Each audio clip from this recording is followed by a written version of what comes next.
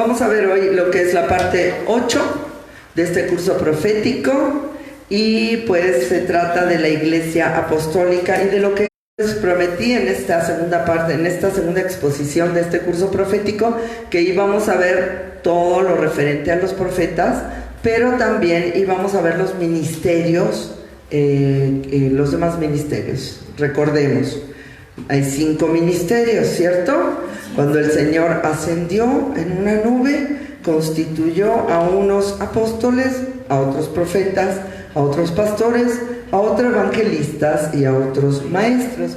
Y hemos dicho que estos ministerios son llamados ministerios de ascensión. ¿Por qué de ascensión?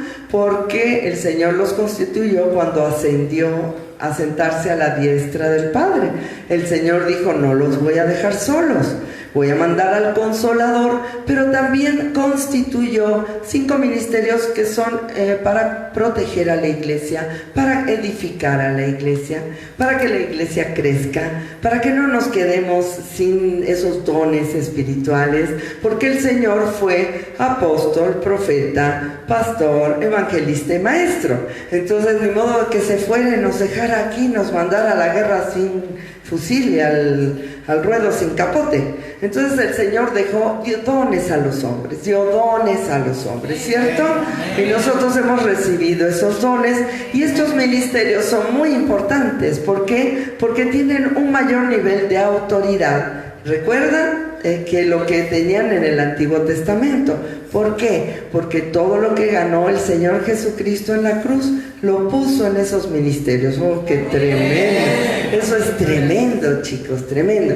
Los profetas del Antiguo Testamento tenían muchísimo poder, pero nosotros tenemos más porque el Espíritu Santo mora dentro de nosotros. En el Antiguo Testamento el Espíritu Santo no moraba dentro de los profetas, sino que venía sobre los profetas y los activaba, los capacitaba. Obviamente tenían mucho poder, pero nosotros ahora tenemos el Espíritu Santo adentro. En el momento que abramos los ojos, ahí está. Si cerramos los ojos, ahí está. Si nos levantamos, si nos acostamos, si nos bañamos, ahí está.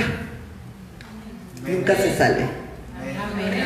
Es hermoso entender esto y recordarlo. Esto lo recordaremos en cada clase del curso profético. ¿Por qué? Porque nosotros tenemos que entender el poder que tenemos. La Biblia dice: si creéis en mí, aún mayores cosas que estas harás.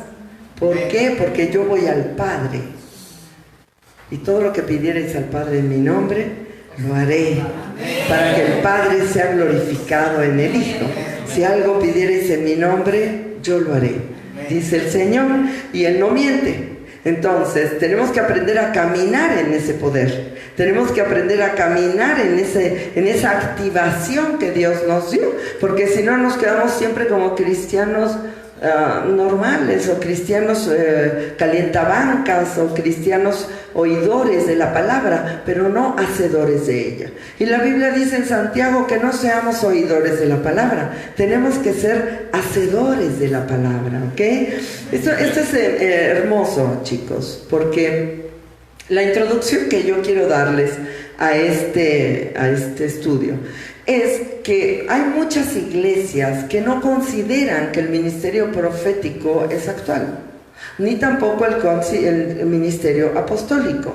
¿Por qué? Porque ellos dicen que se acabaron los profetas y que se acabaron los apóstoles con los 12 apóstoles. Pero esto no es verdad, esto no es verdad. El grupo de los 12 apóstoles era un grupo escogido especialmente por Jesús. ¿Por qué? Porque iba a ser su grupo selecto, ¿ok? Eran discípulos que eran escogidos de una manera selecta, que de hecho todos murieron como mártires, menos Juan, que bueno, murió en la isla de Patmos, y aunque sí murió en una cárcel, no lo pudieron matar, porque la tradición dice que lo echaron en un caldero de agua hirviendo, y el caldero lo expulsó y no se quemó. Entonces tuvieron miedo y ya nunca más trataron de matarlo. Entonces, todos los discípulos, los 12 discípulos, sabemos que Judas Iscariote se ahorcó, ¿no es cierto? Se suicidó. Todos los demás murieron como mártires. Todos. Pablo decapitado, Jacobo fue... ¿cómo se dice cuando te sacan la piel? desollado. Le sacaron la piel, otros murieron a espada, todos murieron como mártires, ¿no? Ninguno murió de una muerte natural. Pedro murió crucificado de cabeza, dice la tradición. Muchas cosas horribles pasaron a ellos, pero ellos estaban designados a eso, ¿no? Porque cuando Ananías ungió a Pablo, le dijo el Señor: ve y unge a Pablo y dile cuánto le es necesario padecer por causa de mi nombre. ¿Qué quiere decir esto? Quiere decir que Pablo sabía que tenía que padecer por causa del nombre de Jesús. Ahora, piensen, nosotros no vivimos eso. Tú sales y hablas de Jesucristo en la calle y nadie te desolla, nadie te decapita, nadie te apalea, nadie te apedrea. Tú puedes hablar perfectamente bien en la calle, y más aquí en nuestro México lindo y querido, hermoso, a donde no tenemos nosotros esa persecución, ¿ok? Pero finalmente la iglesia primitiva fue perdiendo la idea de que habían apóstoles y profetas, y si ustedes recuerdan, porque yo se los expliqué cuando vimos el ministerio magisterial, que es el ministerio de maestros. Esto fue porque los maestros se mueven más que nada en lo natural. Entonces, al tener esa relación natural con la palabra, fue decayendo la situación sobrenatural, ¿ok? Entonces los apóstoles y los profetas al principio empezaron a desaparecer. Hace poco tiempo se levantó nuevamente lo que es la iglesia apostólica y profética. ¿Por qué? Porque se levantó lo sobrenatural. Y esto fue muy notorio en el avivamiento de Azusa. ¿Se acuerdan que les platiqué del avivamiento de Azusa? Un avivamiento en Estados Unidos, donde cayó el Espíritu Santo, la gente empezó a hablar en lenguas. Fue tremendo lo que pasó en esa casa. Tan tremendo que tuvieron que cambiarse de lugar porque no cabían, ¿no? La gente se agolpaba en las calles, la gente era sanada, era libertada por el poder del Espíritu Santo, ¿no? Y todos sabemos que en la iglesia primitiva esto empezó cuando el día de Pentecostés, ¿no? Ellos estaban unánimes durante 40 días, 120 personas en el aposento alto, orando, porque el Señor se había ido. Y el Señor les dijo: no se muevan de aquí, porque yo enviaré al Espíritu Santo para que Él haga lo que tenga que hacer. Entonces ellos empezaron a orar. Los que han leído el libro de Hechos saben de lo que estoy hablando. Y de repente hubo un estruendo en el cielo, y como lenguas repartidas de fuego cayeron en ese lugar, y ellos empezaron a hablar nuevas lenguas, que en ese momento eran lenguas que eran idiomas verdaderos. En el libro de Hechos 2, las lenguas eran idiomas verdaderos. Sabemos esto porque estaban Patmos, Medos, había de muchas naciones, y ellos dijeron: oye, estos están borrachos, están hablando nuestra lengua natal.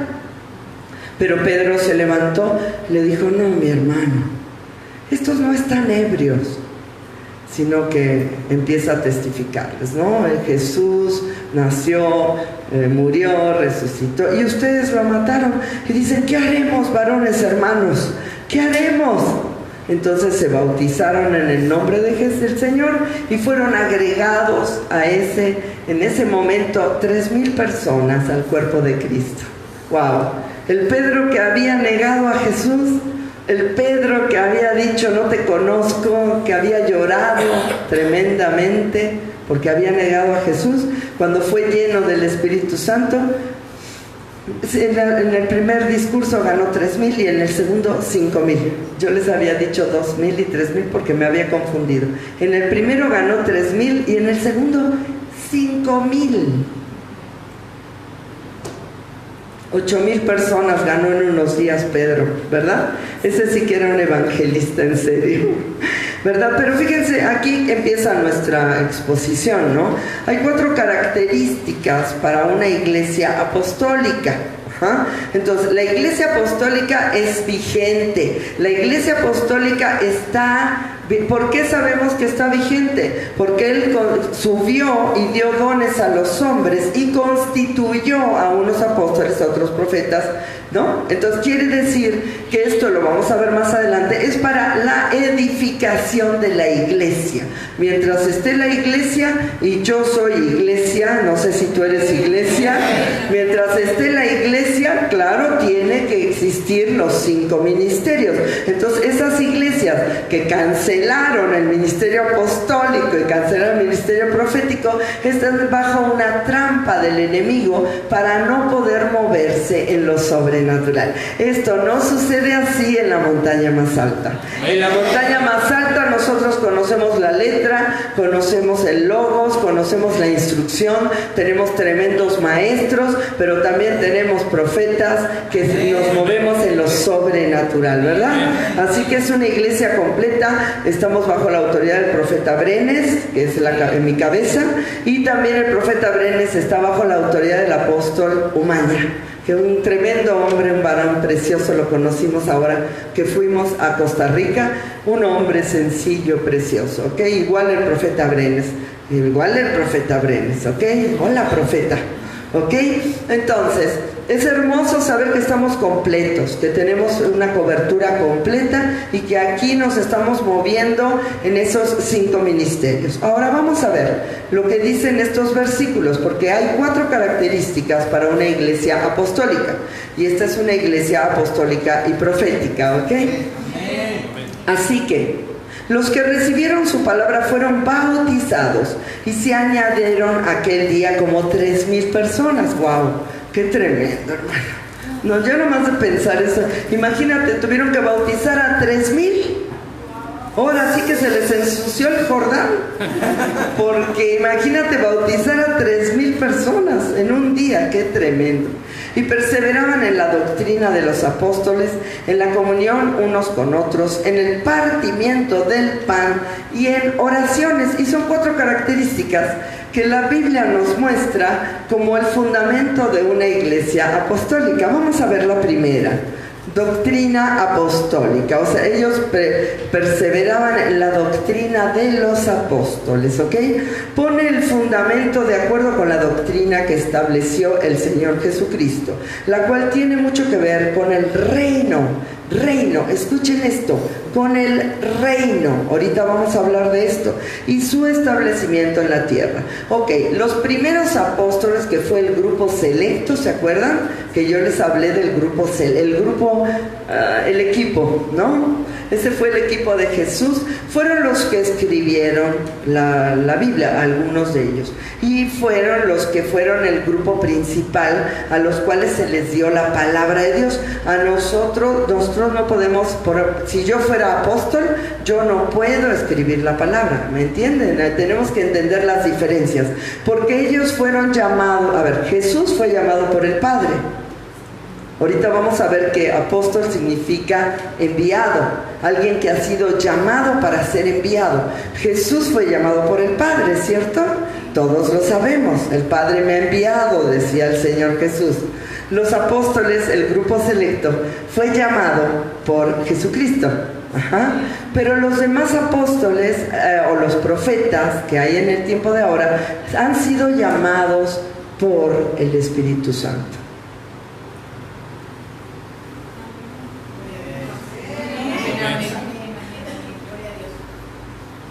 Y yo hoy pensaba, ¿sabes qué pensaba? Que el Espíritu Santo también es un apóstol. Porque el Espíritu Santo fue enviado por Jesucristo para morar en tu corazón. No los dejaré solos. Les enviaré el Consolador, dice el Señor. Entonces, en el sentido estricto de la palabra, el Espíritu Santo también es un apóstol, es un enviado a poder ministrar en nuestro corazón todos los días. Tú te levantas y te acuestas sabiendo que ahí está, y Él te habla y Él te dice, y a lo mejor lo escuchas mucho o a lo mejor no lo escuchas tanto, pero tú sabes que ahí está el Señor. Todos los días te levantas y ahí está el Señor, ¿ok? Entonces, la doctrina apostólica, ¿por qué tiene que ver con el reino, chicos? Porque ¿para qué envió el Padre al Señor Jesucristo? Para que Él estableciera el reino de los cielos aquí en la tierra, ¿cierto? Ahora sí vamos engarzando, ¿verdad?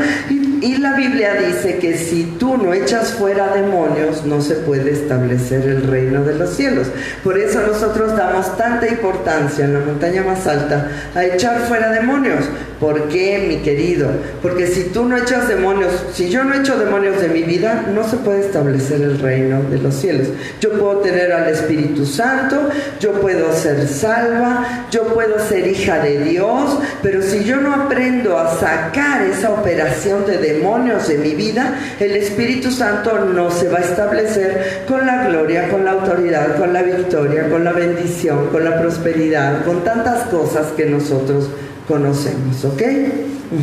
Entonces, el apostolado habla del reino. Los apóstoles establecían el reino, venían a decirle a toda la gente que el reino de los cielos se había acercado, así como Jesucristo les decía: arrepentíos porque el reino de los cielos se ha acercado, ¿no es cierto? Entonces, lo primero que hace una iglesia apostólica profeta es jalar el reino. Venga tu reino, hágase tu voluntad, como se hace en los cielos, se hace en la tierra. Señor, lo que tú ya dispusiste en el cielo, lo que tú ya cambiaste a través de tu sangre, lo que tú ya cambiaste a través de tu resurrección, de la muerte en la cruz, todo lo que tú pagaste y ganaste para que la gente vivamos en la gloria de Dios, venga a la tierra. Lo que tú consumaste en el cielo, venga a la tierra, venga tu reino a mi vida. Venga tu reino a mi vida, Señor. Yo quiero todo. Yo quiero todo lo que tú consumaste para mí. Toda la victoria, toda la gloria, toda la autoridad, todo el poder, todo, Señor, venga a tu reino. Por eso, las iglesias que nos movemos en lo sobrenatural, entendemos perfectamente bien lo que es la doctrina del reino, del establecimiento del reino aquí en la tierra. Yo no voy a vivir por lo que veo, yo no voy a vivir por lo natural, yo vivo por lo sobrenatural, yo vivo creyendo la promesa, yo jalo la promesa y yo digo: Señor, lo que tú dijiste, tú harás, lo que tú me dijiste a mí, tú harás, Señor, venga a tu reino. Dos, escuchen, una iglesia apostólica tiene comunión unos con otros. ¿Qué significa comunión unos con otros, chicos? Nosotros estamos en una familia. Esta iglesia, como me decía Natal, nuestra familia es chiquita pero bonita, mamá, ¿no? Es importante que tú te sientas en casa, en una familia. ¿Por qué? Porque tú tienes que tener un mismo sentir. La Biblia dice que todos tengamos un mismo sentir. Y sabemos que hay muchas iglesias y no todos tenemos el mismo sentir en las iglesias. Hay iglesias bautistas, hay iglesias presbiterianas, hay iglesias carismáticas, nosotros no tenemos ninguna denominación, somos cristianos nada más. Pero nosotros tenemos nuestra manera de pensar y el Señor nos ha guiado en una visión, ¿no es cierto? Tenemos una visión para nosotros saber qué es lo que tenemos que hacer, qué es lo que queremos hacer, qué es lo que el Señor nos ha mostrado que tenemos que hacer. Entonces, es fácil. Yo puedo mirarlo a algunos de ustedes y decir: oigan, tal cosa, y ustedes van a saber lo que yo estoy diciendo. ¿Por qué? Porque tenemos un mismo sentir. Es como yo les decía ahorita a Ceni, ¿no? Le decía a Ceni: si quieres incorporarte a la iglesia, con todo gusto también, ustedes, pero necesitas hablar con tu pastor, decirle: pastor, envíeme, ya no puedo venir a esta iglesia, me queda muy lejos, lo que tú quieras, envíeme porque estoy muy agradecida con todo lo que usted ha hecho por mí, lo amo, pero necesito mudarme y necesito meterme en la visión de esta casa para poder moverme en este fluir del Espíritu Santo, ¿verdad? Para poder sentir que estoy con los hermanos, que estoy a gusto en lo que estoy aprendiendo, para meterme en la visión y misión de la casa. Por eso habla de una comunión unos con otros y también habla de esta comunión en el Espíritu y está íntimamente relacionado con 2 de Corintios 3:14. Pero el entendimiento de ellos se embotó, porque hasta el día de hoy, no, este no es me equivoqué. Pues búscamelo así, porque no es este. Traten de no platicar, acuérdense que se graba todo.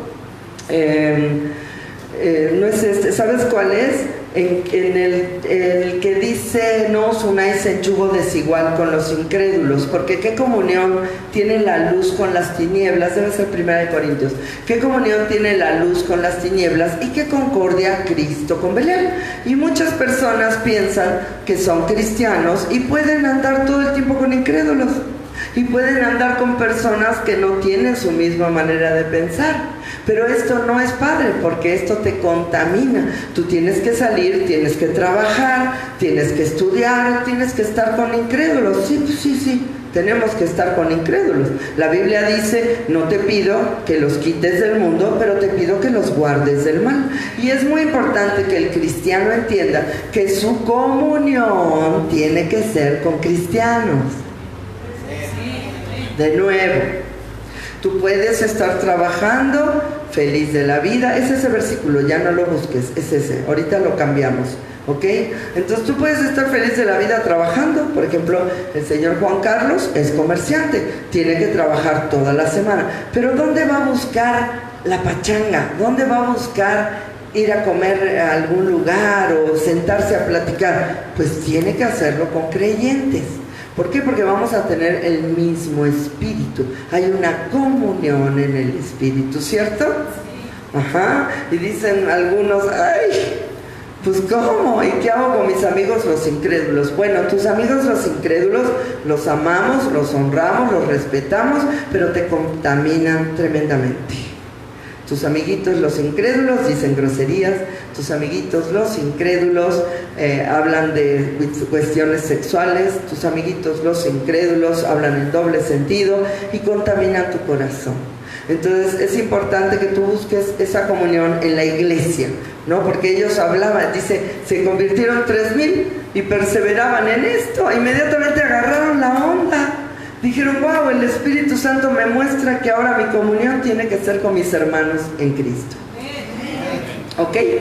Vamos a ver el punto número 3. Ahorita les doy el versículo correcto, ¿ok?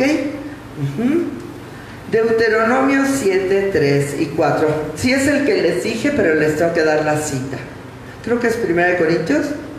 ¿No? ¿Cuál es? Ahorita lo buscamos y se los damos para que lo apunten en sus hojitas. Deuteronomio 7, 3 y 4. Y no, dice, y no emparentarás con ellas. Fíjate, aquí te dice: no os unáis en yugo desigual con los incrédulos. Pero ahora tú dices: ay, qué exageración. Sí, pero hay más versículos que te hablan de esto. En Deuteronomio te dice: no emparentarás con ellas, no darás tu hija a su hijo, ni tomarás a su hija para tu hijo. Le está hablando al pueblo de Israel. Cuando ellos tomaban las ciudades y tomaban pueblos que eran pueblos paganos, pueblos que no pertenecían al pueblo de Dios, le decían: tú no vas a permitir que tu hijo se case con una incrédula, y tú no vas a permitir que tu hija se case con una incrédula. Era una ley que el Señor tenía. Pero esto era para que no se contaminaran las personas, ¿ok? Porque desviará a tu hijo de en pos de mí, y servirán a dioses ajenos, y el furor de Jehová se encenderá sobre nosotros, y te destruirá pronto. Y fíjense, lo vimos el domingo, ayer no vimos cómo Salomón, un hombre tan tremendo, un hombre hermoso de Dios, un hombre que fue ungido desde chiquito para tener sabiduría cual nadie más sobre la tierra iba a tener, al final del tiempo tenía 700 mujeres, 700 esposas y 300 concubinas, que a mí se me hace así, ¿what? ¿Cómo le hacía, no? Se ríen los varones, dicen, ay. Pero al final de su vida se le ocurrió casarse con mujeres paganas, con mujeres que adoraban ídolos. ¿Y sabes qué pasó con este hombre? Este hombre se fue tras esas mujeres, les hizo ídolos para que adoraran a Moloch, hasta a los demás. Y él se apartó, su corazón se apartó de Dios. Por eso el Señor quiere que si tú buscas una persona, si ya estás casada con un incrédulo, no importa, tú lo vas a ganar para Cristo, ya es tu marido o tu esposa. Pero si tú vas a buscar pareja, tienes que buscar una persona creyente. ¿Por qué? Porque cada oveja con su pareja, ¿cierto? Otro versículo, fíjense, este sí ya se fue al extremo. Este Nehemías era como yo creo. Y reñí con ellos y los maldije. No, bueno, no era como yo porque no los maldeciría yo. Y herí a algunos de ellos y les arranqué los cabellos. Y les hice jurar diciendo: no daréis vuestras hijas a sus hijos, y no tomaréis a sus hijas para vuestros hijos, ni para vosotros mismos. Entonces hay muchos más versículos, pero no podemos nombrarlos todos hoy. Pero definitivamente al Señor le gusta que si tú tienes un matrimonio, lo tengas con alguien de la familia de Dios, ¿ok?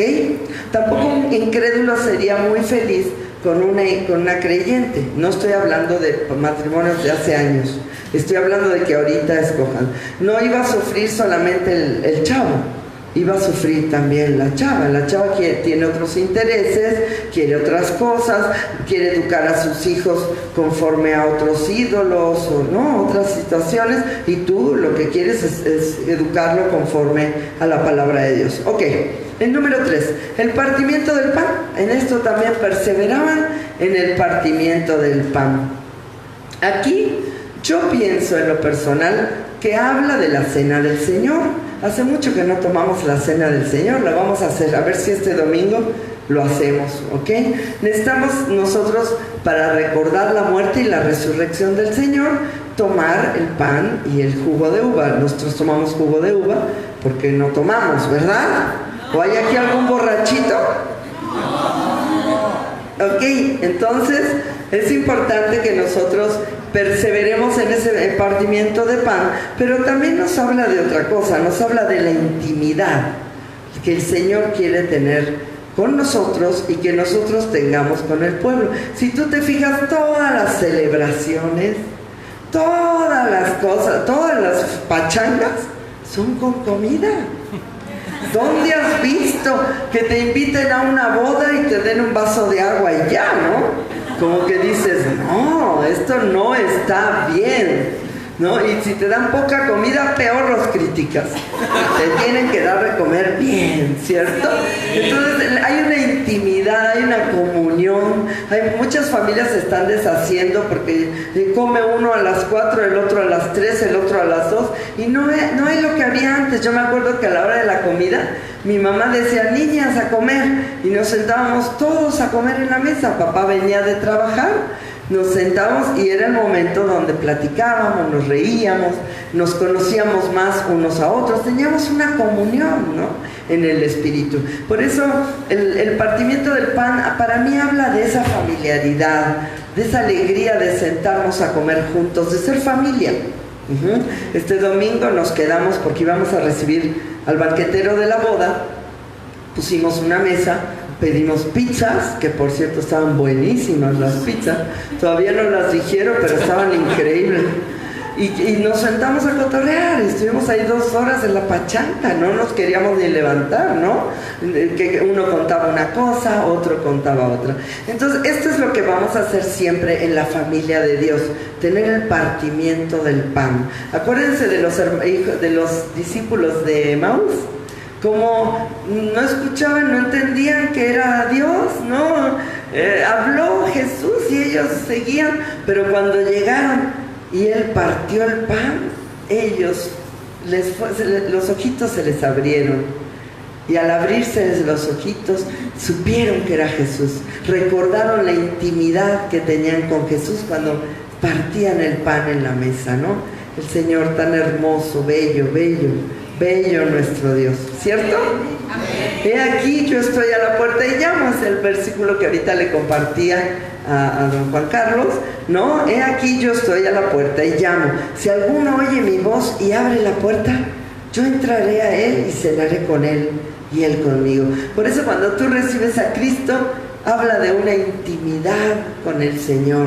Él quiere tener intimidad contigo. ¡Wow! ¡Qué hermoso es esto! Él no quiere estar aquí afuera, no le interesa estar afuera. Él no puede hacer nada afuera, pero sí puede hacerlo cuando Él entra, porque Él puede cambiar tus pensamientos. Ya le diste autoridad de que Él entre, ya le dijiste, te doy mi corazón, te doy mi vida, Señor, haz lo que quieras. Entonces Él puede cambiar las cosas desde adentro. ¿Ok? ¿Estamos de acuerdo? Vamos a ver la número 4. Acuérdense que estamos viendo características de la iglesia apostólica. Le damos gracias a Dios, ¿verdad? Por ser una iglesia apostólica. Y perseveraban también en las oraciones, ¿cierto? Nosotros tenemos aquí generalmente los viernes en la noche, tenemos tiempos de oración comunitaria. No es lo mismo una oración personal, yo oro en mi casa, pero cuando estamos aquí oramos una oración colectiva, ¿cierto? Por las necesidades de la iglesia. Ustedes están todos durmiendo, rascándose la panza, y nosotros estamos aquí dándole a la oración, ¿verdad? Para que a todos les vaya bien, ¿cierto? Entonces, la oración para ser una familia con identidad y comunión. Una iglesia que no ora colectivamente no tiene identidad. Es más, es simpático, ¿no? Porque cuando vienen otras personas que no han estado con nosotros en la oración, a veces dicen, qué chistoso oran ellos. ¿Por qué? Porque cada iglesia va a tener una identidad. Si tú estás en tu familia no hace lo mismo que la mía. No tiene una identidad tu familia que mi familia no tiene. Entonces tenemos que aprender. Si tú me adoptas como tu hijita y me llevas a tu familia, yo me tengo que acoplar a tus costumbres. No voy a querer yo imponer como hija las costumbres. Entonces los papás van mostrándole al hijito por dónde caminar y se empieza a sentir cómodo el hijo en la casa. ¿Ok? Ahora veremos lo que significa la palabra apóstol. En griego, apóstolos, enviado, ¿ok? Juan 20:21. Entonces Jesús les dijo otra vez, paz a vosotros. Como me envió el Padre, así también yo os envío. Entonces, y sopló y recibieron el Espíritu Santo. Acuérdense, es un evento diferente que Pentecostés. Recuerden que el Espíritu Santo antes estaba sobre ellos nada más. Pero fíjate qué padre que ellos pudieron en ese momento tener una concesión especial y recibir el Espíritu Santo antes para poder caminar ese tiempo hasta que viniera el Espíritu Santo y entrara en sus corazones y pudieran hacer todo lo que hicieron estos tremendos hombres de Dios, ¿verdad? Entonces, el propósito, Efesios 4:12, a fin de perfeccionar a los santos. El ministerio apostólico es para perfeccionar a los santos. El ministerio profético es para perfeccionar, no puede desaparecer hasta que no se desaparezca la iglesia. Por eso es una contradicción lo que dicen estas iglesias que dicen que ya los profetas y los apóstoles no existen. Entonces, ¿quién va a tomar ¿quién va a tomar esa responsabilidad que tienen los apóstoles y los profetas? No lo pueden tomar ni los maestros, ni los pastores, ni los evangelistas. Por eso no crean a esas doctrinas que son falsas doctrinas. El apóstol y el profeta son actuales, ¿ok? A fin de perfeccionar a los santos para la obra del ministerio, para la edificación del cuerpo de Cristo. El cuerpo de Cristo son los cristianos, la iglesia. Mientras haya iglesia, tiene que haber esto. El primer y más importante apóstol fue Jesucristo.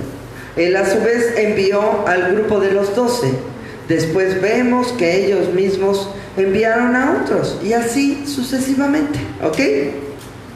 Por tanto, hermanos santos, participantes del llamamiento celestial, considerad al apóstol y sumo sacerdote de nuestra profesión, Cristo Jesús. Y enviando a Macedonia a 2 de los que ayudaban, Timoteo y Erasto, él se quedó por algún tiempo en Asia. Entonces ves que Pablo lo envió el Señor, ¿no? Porque Pablo formó parte de ese grupo de 12, porque el primer grupo, para ser parte de ese grupo de 12, tú tenías que ser un testigo presencial de Jesús, tú tenías que ver a Jesús. Entonces, para que Pablo pudiera formar parte de esos 12, que muchos dicen que si fue Matías o fue Pablo, pero yo creo que en realidad fue Pablo, ¿no? Dios se le tuvo que aparecer y él tuvo que ver a Cristo y hablar con él. Nosotros, si yo tengo apóstoles aquí, no tienen que ver a Cristo y hablar con él. Esa es la gran confusión que traen las iglesias. Ese grupo sí tuvo que ver a Cristo. Los demás apóstoles no tienen que ver a Cristo. Erasto no lo vio. Jacobo, el hermano del Señor, sí lo vio porque vivía con él y era apóstol. Pero por ejemplo, Timoteo no lo vio. Y Timoteo fue enviado, ¿no?, como un maestro y un apóstol, a dirigir una de las iglesias más grandes del Antiguo Testamento, que fue la iglesia de los Efesios. Entonces, nosotros tenemos que hacer esta distinción, ¿ok? Después vemos que ellos mismos enviaron a otros y así sucesivamente, ¿cierto? Por tanto, hermanos santos, participantes del llamamiento celestial, considerar al apóstol y sumo sacerdote de nuestra profesión, Cristo Jesús. Y enviando a Macedonia, se los repito para que se les grabe, a 2 de los que le ayudaban, Timoteo y Erasto. Erasto, ni lo conocíamos, ni lo habíamos oído, ¿verdad? Erasto. Sí tenemos un vecino allá en Palo Alto que se llama Erasto. Ándale, tiene nombre bíblico, no sabía. Y él se quedó algún tiempo en Asia. Entonces vemos que hay apóstoles en el Nuevo Testamento que ni siquiera nosotros sabíamos que eran apóstoles. Y sin embargo, ahí estaban, ¿ok? Y ahora, es importante notar que los 12 tuvieron que ser testigos presenciales de Jesús. Acuérdense que yo se los escribo para que lo tengan para las montañas y puedan dar los estudios más adelante, ¿ok?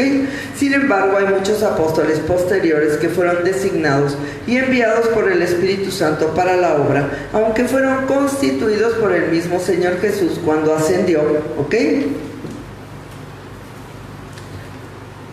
Cuando ascendió.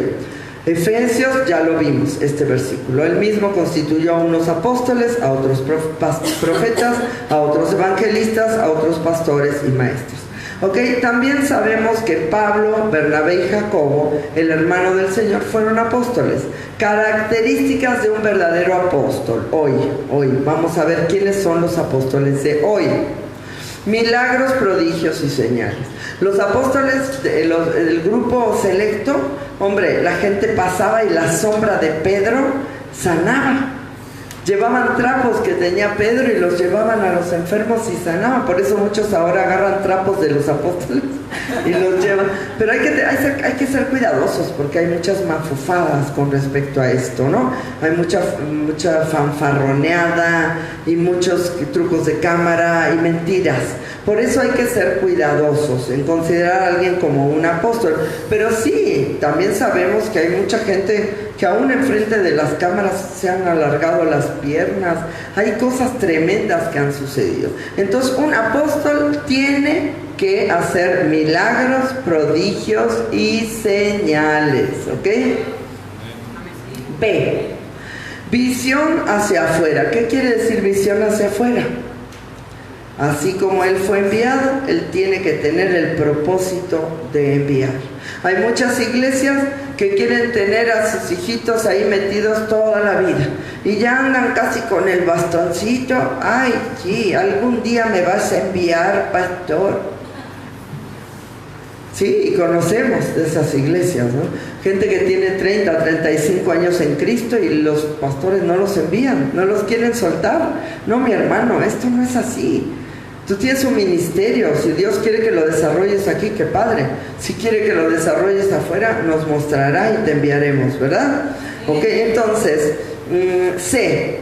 El apóstol tiene que estar sujeto a las autoridades, porque hay muchos apóstoles, chicos, que se sienten tan chicha y limonada, hermano, que creen que no tienen que estar bajo autoridad. Imagínate. Es más, hay gente que dice, yo, como los apóstoles de la iglesia primitiva, yo bajo la autoridad del Espíritu Santo. Oye, los apóstoles de la iglesia primitiva estaban bajo la autoridad del presbiterio, y eso es lo que no sabe la gente. Si tú no estás bajo la autoridad de alguien, tú estás con una alita bajo la autoridad del Espíritu Santo. Pero si tú no tienes una autoridad aquí en la tierra, no puedes volar. Con una alita no puedes volar. Tienes que volar con las dos, ¿no? O digo yo, me imagino. Digo, yo nunca he volado, ¿verdad? Pero dicen por ahí que así hay que remontar vuelo. Entonces, esto es muy importante. Y hay gente que dice, a mí el Espíritu Santo me habla. No, mi hermano, a ti el Espíritu Santo nunca te va a hablar si tú no te pones bajo la autoridad de un hombre. ¿Por qué? Porque el Espíritu Santo dijo, obedeced a vuestros pastores en todo. Entonces, si un apóstol no tiene una autoridad sobre su cabeza, nunca puede hablar la verdad. Por eso hay tanta gente que está cometiendo tantos errores. ¿Okay? Entonces, ¿cómo es la cosa? El presbiterio es un grupo de ancianos, ¿ok?, que lo que va a hacer es aconsejar al apóstol. Porque a lo mejor tienes a alguien como un Wayne Myers, que tiene 95 años, tiene 70 años en Cristo o más. ¿A quién va a encontrar que pueda ser su autoridad si ya todos se murieron? Dicen, yo tengo 95 años, no empujen todavía. Dice, está vaciadísimo el viejito. Y es un viejito tremendo que ha levantado 6,000 iglesias, no sé cuántas, está tremendo. O sea, es un apóstol, y tú llegas y le dices, ¡ay, apóstol, güey! No, nada de apóstol, hermano, siervo del Señor. Sí, no sabes ni cómo decirle, es un señorón. Pero él sí tiene que estar bajo la autoridad de consejeros que no lo dejen equivocarse. ¿Okay? Si el mismo Jesucristo se puso bajo la autoridad de Juan el Bautista, ¿cierto? Se dijo, tú me tienes que bautizar a mí. Dijo, no, a ver, Juan, cumplamos toda justicia, bautízame. Se sometió al bautismo de Juan el Bautista para que su ministerio fuera legal. ¿Cuánto más yo? ¿Cuánto más un apóstol? A mí me vale si es apóstol, si es el megaprofeta, si es tiene que estar sujeto a las autoridades, ¿ok? Vemos lo que es, dice, no descuides el don que hay en ti, que te fue dado mediante profecía con la imposición de las manos del presbiterio, ¿ok? Ese nombre como que suena muy religioso, ¿cierto? Como que dices, ay, te imaginas a todos los viejitos ahí en el presbiterio, ¿no? Pero no, simplemente son aconsejantes, o sea, gente que no te va a dejar equivocar, ¿no? Ajá. Presbiterio, por ejemplo, como yo, ¿no? Que yo todo le consulto al profeta Brenes. ¿Por qué? Porque estoy tratando con gente, chicos, y yo no me quiero equivocar y lastimar a alguien. Tuvimos hace poco una cuestión donde fue algo muy difícil, que yo decía, Dios, ¿qué le aconsejo a esta persona? Yo pienso que debo hacerlo así, pero ¿qué tal si me equivoco? Rompo familias, ¿no? Y le escribí al profeta y le dije, profeta, pasa esto.